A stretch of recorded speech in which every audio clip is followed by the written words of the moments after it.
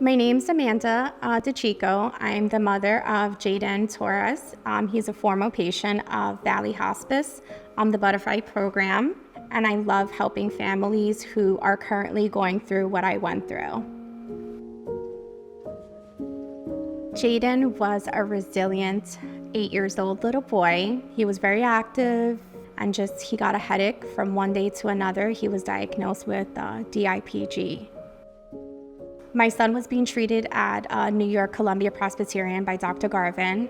He introduced us to the Butterfly program, and at first I was like, I don't want that. That's not something that, I want in my home. And then I just had to put my feelings aside and become Jaden's mom. He needed Valley. He needed the Butterfly program in his life, and I needed it. One thing I will never forget about the Butterfly program was that it was 1 o'clock in the morning and Jaden wasn't feeling good. And I had paged the on-call site, and they said, oh, we'll send a nurse shortly. And it was 1:15 in the morning, and I had a knock at my door. And this lady with a long black gown and a fur coat came, and she's like, I'm here to help Jaden.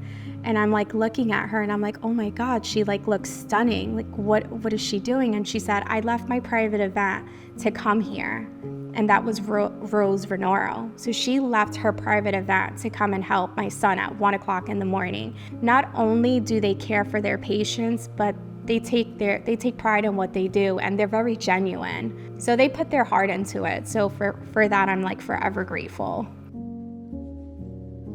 During all of his chemos, I was just journaling, writing down everything, because I'm I have to do something with this pain. And I didn't want him to see me crying. I didn't want him to see that I was scared and worried.